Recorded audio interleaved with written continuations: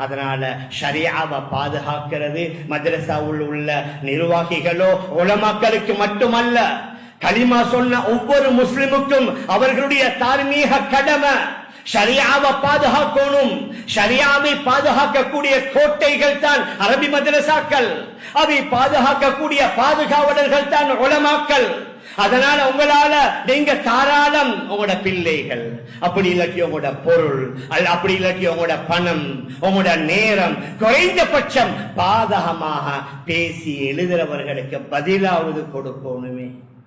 மேலான பெரியார்களே, சகோதரர்களே, எங்களை பத்தி பேசினா நாங்க பதில் சொல்ல, நீங்க பதில் சொல்லணும். மதரசாக்களை பத்தி யாராவது ஒருவர், 2 பேர், 5 பேர், 10 பேர், சில கலாநிதிகள் பேசுவாங்க. மேலான பெரியார்களே, சகோதரர்களே, அந்த கலாநிதிகளான சமூகத்திற்கு ஆன்மீக அடிப்படையில் என்ன நடந்திருக்குது? சிலர்கள் சொல்லுவாங்க டாக்டர் ஆகணும், லோயர் ஆகணும். தாராளம் ஆகுங்க.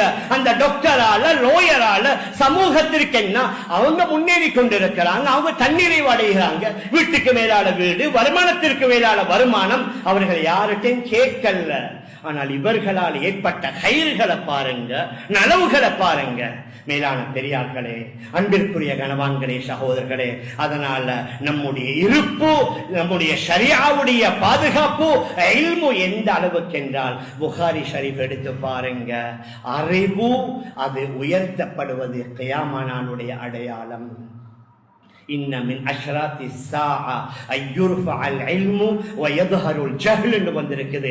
இல்மு உயர்த்தப்பட்டால் கியாமத் நாளுடைய அடையாளம். அந்த இல்மு, வஹ்யுடைய இல்மு இருக்கும் வரைக்கும் உலகம் நிலைத்து நிற்கும். அது உயர்த்தப்பட்டால் கியாமத் நாள் வந்துவிடும். இது நபியுடைய மிகப்பெரிய ஒரு ஹதீஸ் அடையாளமாக இருக்குது. அதனால யார் யாரெல்லாம் கொச்சைப்படுத்தி பேசுகின்றார்களோ அவர்களுக்கு நாங்க எழுத்து ரீதியாக, நாகரீகமாக, அழகான முறையில அவர்களுக்கு பதிலும் சொல்ல வேண்டும். கொஞ்சம் கொஞ்சம் சில இடங்கள்ல முன்ன பின்ன நடந்திருக்கும், அதை திருத்துவதோட இதை பாதுகாத்தால் தான் தீனை பாதுகாக்கலாம், ஷரியாவை பாதுகாக்கலாம், இஸ்லாமிய அடையாள சின்னங்களை பாதுகாக்கலாம். இதை நாங்க பாதுகாக்காவிட்டால் அல்லாஹ் பாதுகாக்கணும். ஸ்பெயின் மாதிரி, உஸ்பெகிஸ்தான் மாதிரி, இமாம் புகாரி பிறந்து வளர்ந்த வாழ்ந்த அந்த ஊருடைய நிலைமைய நீங்க கண்ணால பாத்தீங்கன்னா ரத்த கண்ணீர் வடிப்பீங்க.